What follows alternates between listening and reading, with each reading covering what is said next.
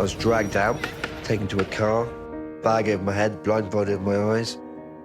But I had no hard evidence that the Taliban had taken Ian, or even if he was still alive. You know, he put me on my knees and he caught the weapon. He said, "You tell us you're a spy." Being held in solitary confinement has a huge detrimental effect on us as a species. What Ian went through is hard to define or comprehend. I prayed, you know. Just show me sign, you know. Show me sign, show me sign.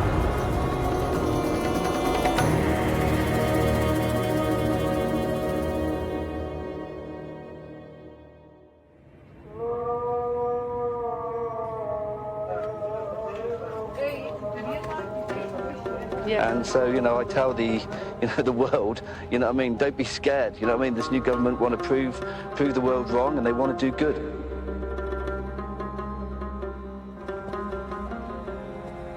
Hello, my name's Ian Purchase. I grew up in Salisbury, in Wiltshire, and I was adopted. Joy and Ray, who brought me up, the best parents you can possibly ever have. As a child, I was very adventurous. And then I ended up, you know, moving to Spain when I was a kid. In those days, it was all about being with the girls and living the dream, getting a suntan, being on the beach. Drugs was a massive part of being out there at that time. It's just crazy times for, you know, rave. And I was told by a friend of mine who was in the police, if you don't get out of here, then you know, you're going to go to prison.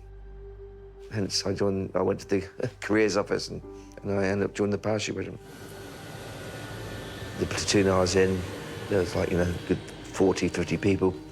I think only 8 of us passed, you know. Failure was not an option, and joining the parachute regiment is one of the proudest things I've ever done in my life, and it's to this day.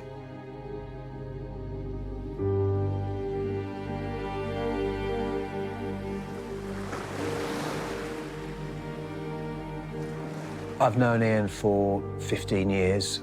We met in the Middle East when he was working in private security. I was introduced to him by a business associate, and that became a friendship. We've worked together on different business opportunities all over the world, and we've remained good friends. So when I left the army in 2001, I ended up doing a close protection course. I used to work for the sheikhs, the princes, the princesses. I also used to work, obviously, Iraq and Syria and Lebanon and Libya. But I've been going in and out of Afghanistan maybe 8, 9 times from 2001 to 2021. Ian is a very sincere man.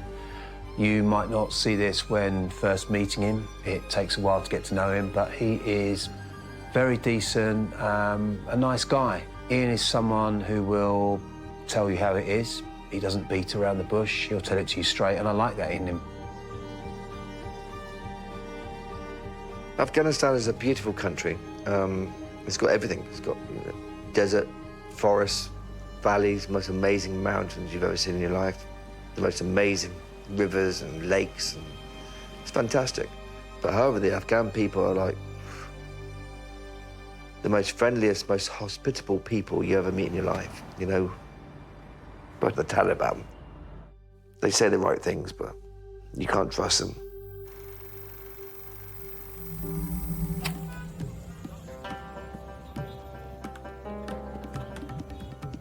The Taliban came together in the early 1990s. They're a Sunni Islamic fundamentalist organization that really looked to implement a strict Islamic rule of Sharia law. The Taliban invaded Afghanistan in 2021 after being out of the country for the best part of 20 years following the US-led coalition invasion post 9/11. And it's just a war which, well, made a lot of people a lot of money, but really, this, you know, there's the problem with America and England. We're so far apart in regards to understanding the way they are and the way we are. When the Taliban took over, you know, it was a sad state of affairs. And the reason why they came back was as a result of a negotiated agreement between the Trump administration and the Taliban for the complete withdrawal of coalition forces to hand over and cede control back to the Taliban. Let's imagine it's a country of 14 million people, and there's only 800,000 Talibans, but they rule with an iron fist. They were hardcore. They didn't mess about. Everybody wanted to leave Afghanistan and get out there. Evacuation was a massive, massive thing then. The speed with which that took place in the summer of 2021 took everybody by surprise. I think the assessments were it would take weeks or months, when in fact it took hours and days. August the 15th, I got a message on my phone from an American friend of mine saying, "Don't go to Afghanistan." So as soon as they said that, I thought, I need to go to Afghanistan. Because all the other, like UN and WFP and all the NGOs at that time, they all left, everyone left. When the Taliban took over, that's why I decided to go back to Afghanistan, to establish a relationship with them, because no one else was doing that. Everyone else left, so I thought I'd go in. So we set up an NGO and a humanitarian company, and we ended up helping 12 to 15,000 people, orphans and widows. I went to 6, 7 different provinces. We've been here now for about 6 weeks, and we've got aid from some private donors, and we're trying to distribute all over Afghanistan at the moment. I know it's been pretty slow because all the other NGOs seem to have fled, and we're not getting the best support from obviously my government and the Americans at the moment. However, we are here to help. You know, there's been rumours saying, you know, the Taliban have been distributing food but then stealing it. Well, this is not the case. The Taliban have actually been helping me. I didn't get no license or nothing. It's just a big game, you know. Playing with the Taliban is a big game. I always knew the risks in Afghanistan. I mean, to be quite frank, you know, I thought I could get killed every day, and that's normal. If you didn't think like that, you shouldn't even be there. You know, I was trying to build a relationship with these guys who've just been in the mountains for 20 years, and they're suddenly now in the city. You know, they don't do emails, and I think the whole country's run on WhatsApp. Of course, when you're sat in a room with all these bearded guys like Taliban, who are hardcore, you know, and these are powerful people I used to sit around with, and you think, yeah, this could go very wrong. But they actually appreciate me being there, trying to make an effort. That's what I thought. The Taliban are a pretty barbaric group of people, to be honest with you. They want to restrict the movement of women and what they can and can't do. They've actually gone from an insurgency group to essentially the government. And so there's been a neglect of public services, there's no infrastructure. If you think about the basics such as water, sanitation, energy, education, food, all of that has really been mismanaged by the Taliban. And this strict application of Sharia, the Islamic law, actually restricts people's freedoms that they've been used to over the last 20 years in Afghanistan. You know, music, dancing, TV, etc., all of which are now been outlawed by the Taliban on their return to power, despite some of their public protestations to the contrary. I was trying to negotiate a deal with one of the supreme leaders. He was an Akani, by the way. Akani is a very important person. On the day I was meant to meet him, on the 13th of February of 2022, I had the Taliban knock on my door in my apartment, and they came in and they said they wanted to take me down to investigate me. I said, I'm not going nowhere. So my partner, I called her and got her back, right, and then, well, they ended up taking me out the apartment with her, and it all got very messy.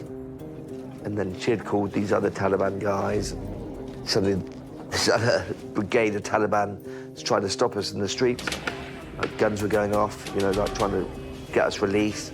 You know, like people almost getting killed. You know, like literally, it's almost a massive fight. Yeah, it's crazy, and it was very scary. So we had to stay put.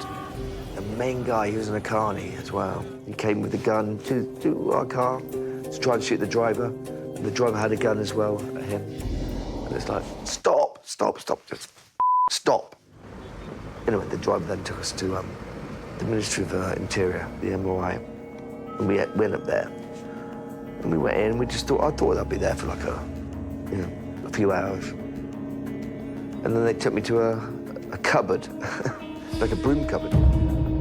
There's no windows, there's nothing there. And you sleep here, okay? So then this big Taliban guy come in, looked at me and just boom, ran the face, and then boom, ran the face again. I went to the ground, they were hard, they're hard slaps. It's on the ground, and then he just started kicking me with his big feet, big hardcore feet. And I was like, okay, this is serious. And he's like, I was like, wow, what's going on? Why? And someone said, I work for the MI6. The MI6 card. 5 days of interrogation from that day on. It was just in that horrible room. Yeah, it's real bad.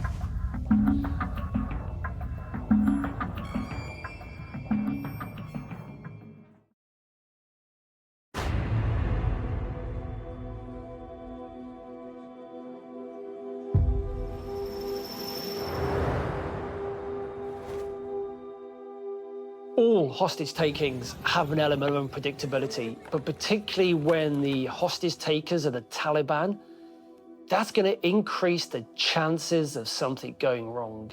And the threat and the risk of harm coming to the hostages is magnified many times over because they're such an unpredictable group, highly emotive at times and with a really strong belief that won't hesitate to use extreme violence if they need to.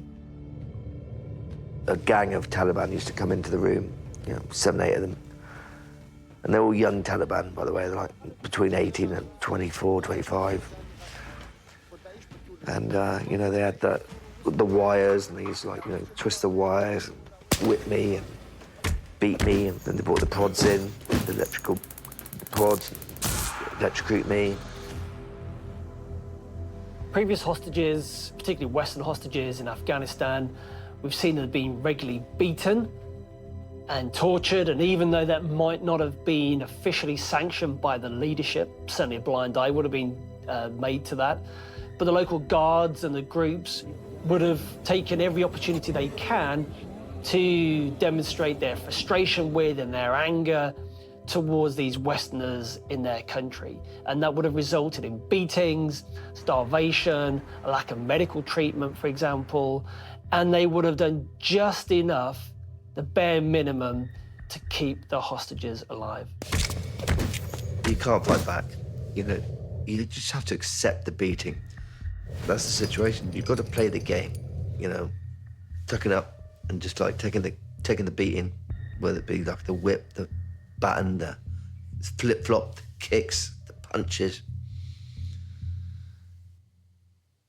It was hard, but you accept it, you just do it, Ian is a tough guy, and he doesn't allow experiences like that to get to him in any serious way. When he told me about it, he was very matter-of-fact about it. It must have been an awful experience for him. I mean, I can't imagine what it must have been like. And then one day, there's this one Taliban guy. He couldn't even fit through a door. He's the biggest Taliban guy, biggest guy I've actually met in my life. He was huge, couldn't even fit through a door. He put me on my knees and he cocked the weapon. He said, "You tell us you're a spy, you're a spy." And then he went 5, 4, 3, 2, 1. Click.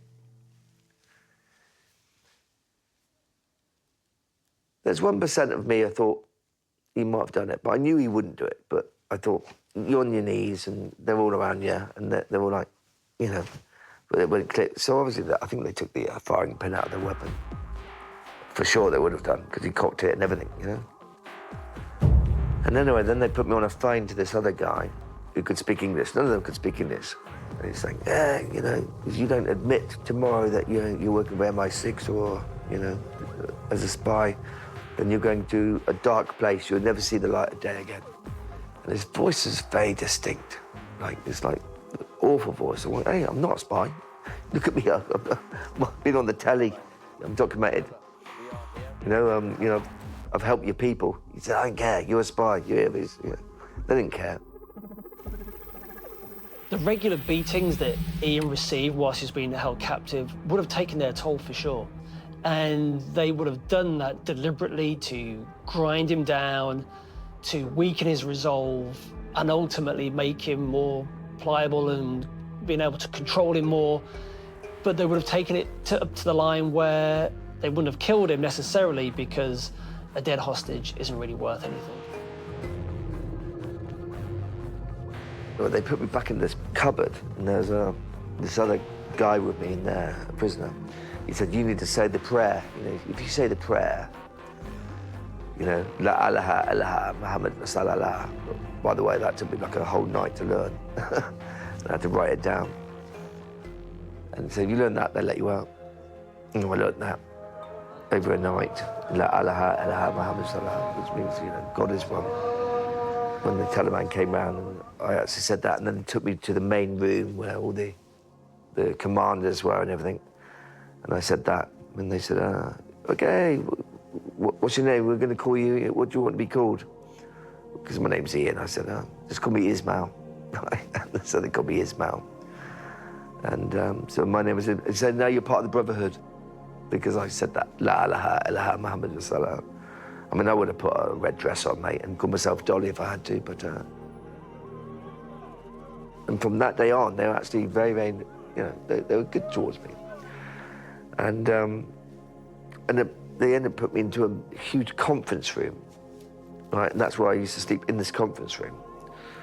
And actually, I had a pencil, I used to be able to draw things and stuff. And the Taliban saw that I could draw. They used to come in, like the hard guys used to beat me in the beginning. They used to come in, close the door, and be like, you know, draw me. So I have to draw them. And then suddenly the mullah who was there said, oh, because you can draw people, it means you're a spy. Everyone's saying you're a spy because you can draw people. I went, come on. Then the next thing was I ended up having to try and teach them, you know, English, geography and history. And they come in at 8 o'clock every night, and they say, oh, because you're clever and you know this and that, you're a spy. You know, but they all still came in every night, you know, and they gave me, you know, better food, had cigarettes, you know. They looked after me, it wasn't all drama. 6 weeks I was in that place. My friend, she was released after 3 weeks. I was worried about her, very worried about her. But she got out, and when I found out she got out, I was like relieved. And I knew if she got out, then she'd get me out, and she did in the end. When he was eventually released after 6 weeks, there was an official apology by the government for what happened to Ian.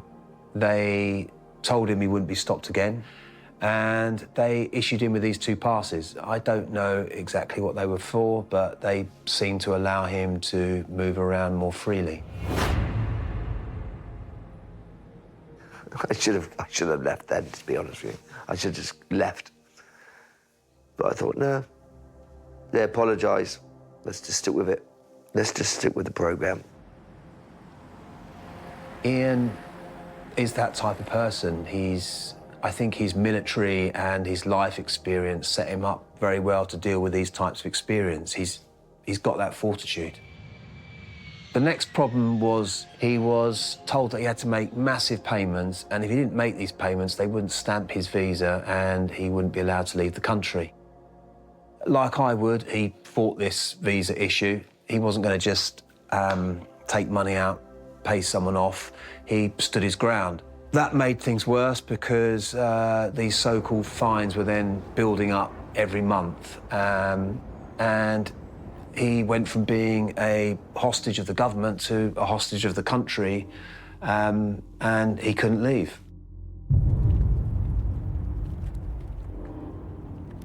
He made the most of his time. He started looking into business opportunities. I mean, it's a very positive way of looking at not being able to leave. Afghanistan is about mining. A very good friend of mine I used to work with over there. I spoke to him about Afghanistan and about the mining opportunities, and he's like, yeah, he's very behind me. And Ian was there to make the introductions. I came over 4 times in 2023. Ian was the only Westerner that I saw who was allowed to move around freely. He was the one person who could get around almost anywhere and everywhere, while you had the likes of people that were in the United Nations or so on and so forth, and they were probably living in some compound. I mean, you didn't see them. We became very close because he was the only person who came over to try and make a difference. But he could see, with the people I was dealing with, everybody wanted a piece. Everybody wanted a piece. It's like painful every day. Everyone wanted a piece. So he saw that as a problem for me, and he'd come in for like a week or 2 weeks at a time and then go back. But he was, he was very concerned about me and what's going down. He saw stuff I wasn't seeing. I was planning my trip out in June, and then in May, Ian just went off the radar. I did wonder if Ian was dead.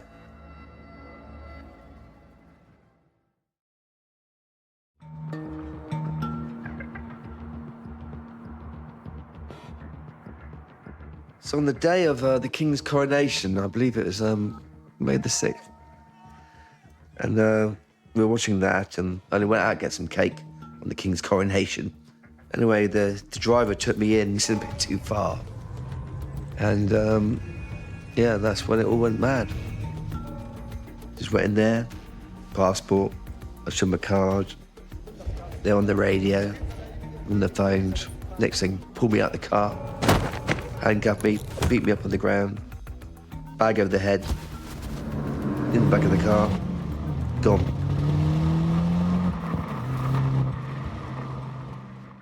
When there was no response from Ian, I started to get worried.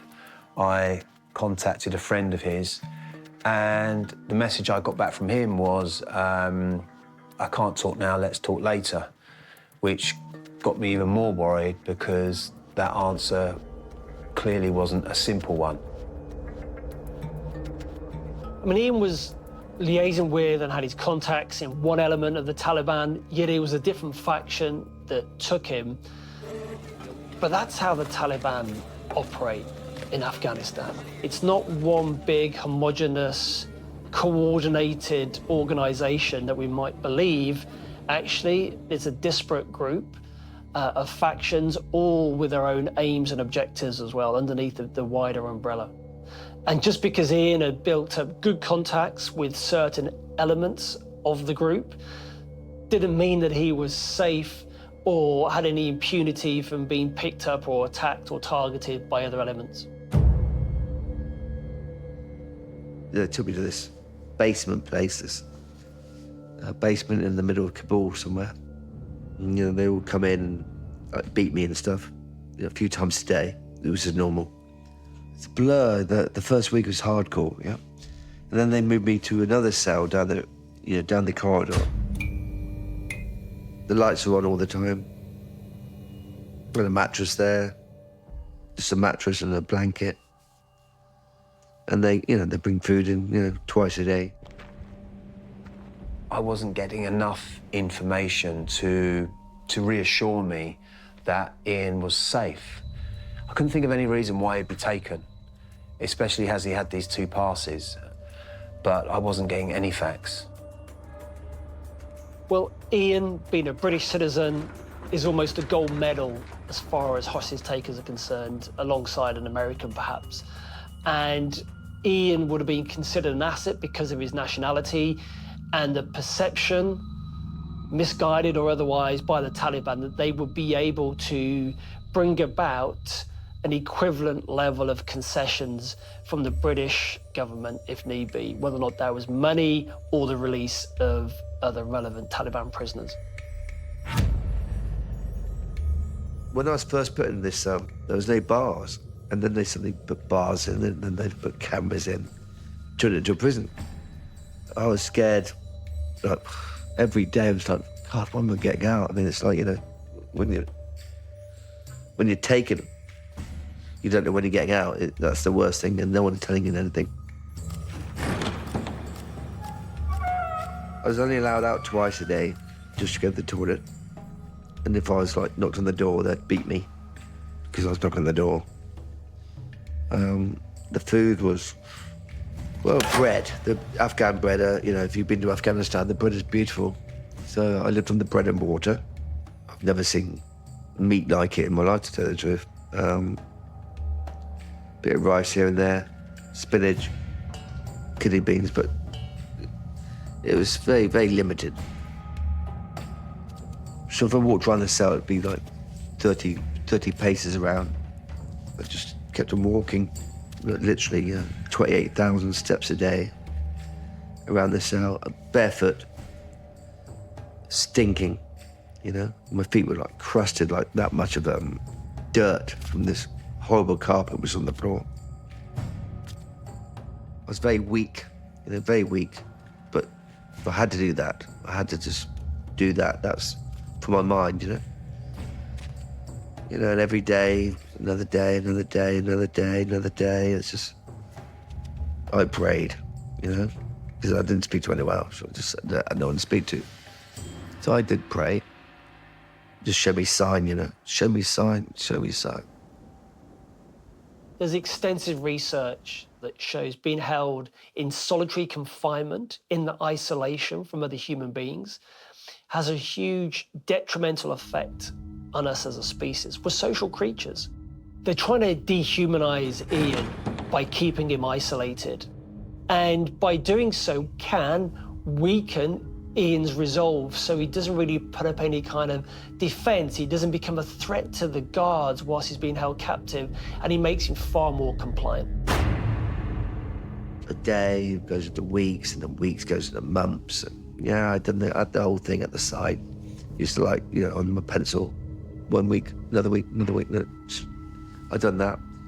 I wrote my kids' names. I wrote my mother's name. I'd go off into a dream world, but not. I can go to a happy place. If it's, for me, if it's too happy, it made me emotional.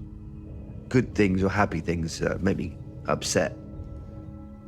So I didn't even think about what happened before, the past. I'd think about the future.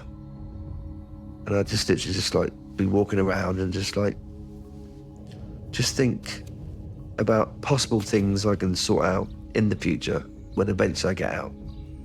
So I literally was in a dream world, trying to manifest things, really. And it was, you know, and just cut off completely, yeah. I had to be.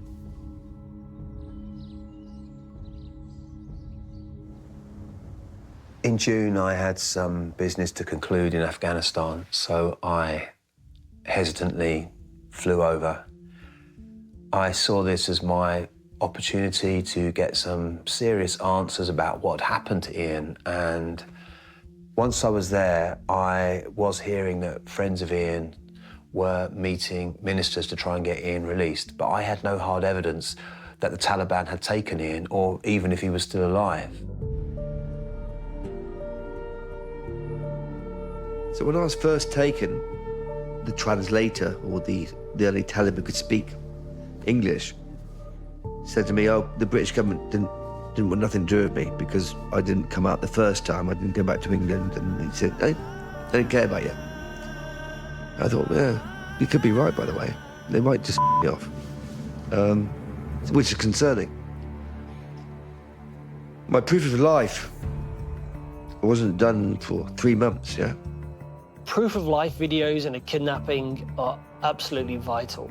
And the reason why the hostage takers will make these is to prove that the hostage is alive and well. The caveat here is that the video or the photograph is only valid at the time that it was taken, which is why we need, certainly from a negotiation perspective, we need more than one of those. But it's particularly critical in the early stages to make sure that the people who say they've got the hostage, and in this case Ian, actually have him, and they're not just trying to make a quick buck on the side here, particularly if there's been a long period of silence, for example, or threats have been made. We want to make sure that the hostage is alive and well, and certainly before any concessions are made, either ransom money or prisoner exchange. I didn't make a phone call until 3.5 months, and that's to my mother. And I had 3 minutes to speak to her, and well, it's probably the best call I've ever had in my life. I knew my mother was trying to do everything for me, like she always does. But yeah, to hear that, it's like, there's hope. Okay, we're going somewhere now. The other prisoners, they could walk in the corridor, they all had speak to each other. I wasn't allowed to speak to anybody. Above my door, there's like a glass and bars, and a chairman reminded me, like, hello, how's it going? You know, and try and talk to them, which is a massive thing. It really helped me a lot, you know, because I was losing my mind. But just to have that every day, it's part of the routine again. Just to see them walking down the corridor, hello, hi, good.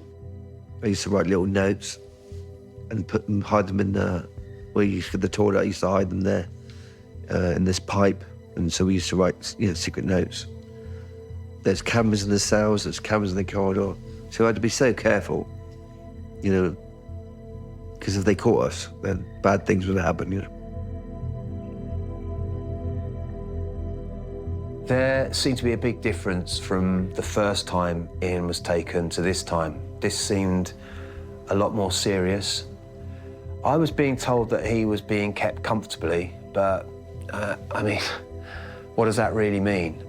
No communication with the outside world. I can't imagine he was being kept in any way that we would think as comfortable.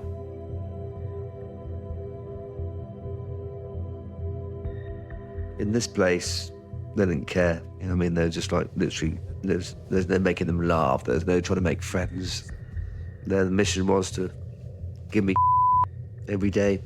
I didn't have a shower for 5 months, you know. I was in the same clothes. I was stinking, man. You know, they hated me. There's no getting along with them like I did when the first time. There's no smiles. There's no, you know. I was in constant communication with Ian's friends and my friends in Afghanistan. I would say it was about September, October when things started to look up, and it looked like we were making progress and that he may be released.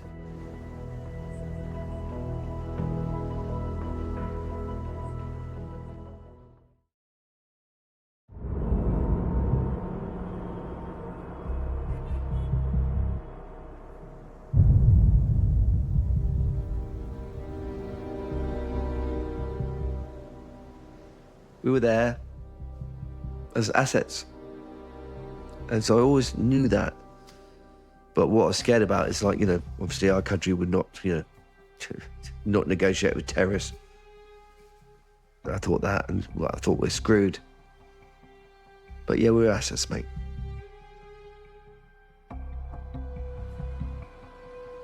The UK government does not pay ransoms to proscribed terrorist organisations. And at the time, in 2023, the Afghan Taliban, you know, are not a prescribed terrorist organisation. However, their counterparts across the border in Pakistan and the Haqqani network, they were prescribed. And there's belief that that border is pretty porous, and elements will be moving back and forth between the two organisations. Literally one day, the commander, he just came to the door and said, hey, you're going to be released in 3 days. Well, what? Yeah, be released in 3 days. Just like that. And then he opened my door, and across the corridor were the other English. He said, you can now stay with them. But these guys played games before with the other Americans there. They had said to them, you're getting out. They actually took the Americans right out. And then once they're out, they said, no, joking, and then brought them back in again. So you couldn't trust them, you know, they used to like play these games, you know. But because they took me from my cell to the other Brits, I thought, no, this is real, it's happening. Ian had been in Afghanistan for a while. In fact, he'd even been kidnapped by them and held for about 6 weeks previously. And when he was released from that time in captivity, he was given papers to move around the country. But as we've seen, Afghanistan is not one homogenous, unified area. And different factions would have not paid any heed whatsoever to whatever documentation he was carrying, which actually resulted in being taken on this case for suspected violations of laws in the country. What we do know about how this was resolved was that the UK Foreign Office brokered a deal and they apologised on behalf of Ian's family for any violations of Afghanistan law that resulted in Ian being taken in the first place. The Afghanistan government, the Taliban, needed to save face. And so we see this in many, many cases of kidnappings where the hostage takers, the kidnappers, they need to feel as if they've won to a certain degree and they need to be able to save face. And this is what we saw in this case with Ian. There's an earthquake in Herat, northern Iraq. I believe the British government funded the earthquake to help the people of Herat, but part of that package was to let myself and the other Brits out. That's what I believe the situation was. They came early, about 5 o'clock in the morning, boom, boom, boom, open the doors. It's like, you know, let's go, let's go, let's go. I was dragged out, taken to a car. They put a bag over my head, blindfolded my eyes. The other Brits were in another car, but they took me to the airport wearing very smelly clothes. And you've got the airport, the VIP, the Kabul VIP. Anyway, we ended up getting on a BA flight. We landed at Heathrow, taken off, straight into a VIP area where my mother was, my son and my daughter, my ex-wife. And it's like, yeah, and the other Brits, they had their families there. It was, yeah, it was amazing. Yeah, it was, wow, we're back. Yeah, it was great. But it was, you know, it was surreal. I think that's the word. I got a call from a UK number. I answered it, and it was Ian calling from the UK. The first thing I said was, where the have you been? Or something like that. It was such a huge relief to hear his voice and to know that he was back home in the UK. He said how happy he was to be seeing his family and how happy he was to be seeing his mother. I've worked in hostile environments since DOTS, since, you know, 01, and before that I was within the army. I feel normal in war zones, what you want to call them. I feel like I'm living in these places. When I come back here, yeah, I lose the bloody plot. Like so many of us do, you know, ex-paras and military guys. Ian's a hero. I was so happy to hear that my friend was home safe and that I'd got my friend back. It was the biggest relief. I came back with nothing, like nothing. No phones, no clothes, really. No money, no computers, no anything. Came back with nothing. It's like, no, where do I start? Yeah, where do I start?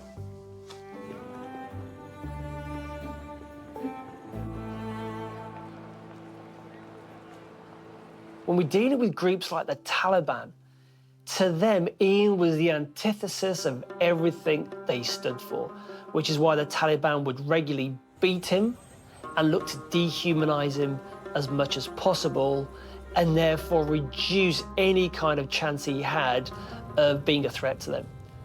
It's like, you know, but people think, you know, it's Ian, he'll be fine, he's cool. They all think, you know, because I've been to war, you know, wars all over the bloody place, you know, they think, yeah, they're drama. My God, I was suffering inside. It's like, Jesus Christ. What Ian went through is hard to define or comprehend. He dealt with it. He had a life experience, another life experience.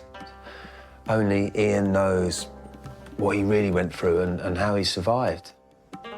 The Taliban treated me, believe it or not, with respect. They're very humble towards me. And I met, like, you know, supreme leaders, like the most powerful people within the Taliban. You know, they could have killed me, just like that, just like that. No dramas at all. But they didn't. They gave me food and they treated me with respect. And they talked about, you know, what they want to do with the country. Unfortunately, because of sanctions and embargoes, you know, which obviously America and we put on them, it's very hard to do any business there. Afghanistan, I'll give it to you straight, is not what you'd expect. From what you learn, it's a very dangerous place to be, but when you're there are places that feel very safe. You know, I was travelling around with Ian, and a lot of people that we were meeting would call themselves warlords, but a lot of these people were extremely humble. There's a different way of looking at these people. If you were to go to Afghanistan and you spoke to people, you'd have a completely different outlook and you'd not feel unsafe.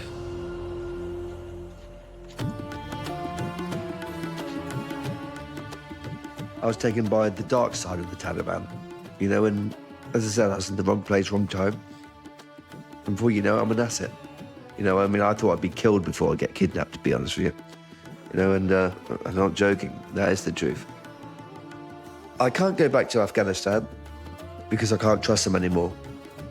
You know, I tried my best, and I really tried my best. But, you know, Russia failed, America failed, England failed. I was on my own, I failed, you know, but I actually thought that I can make a difference. I thought that, you know, but, you know, sometimes I'm wrong.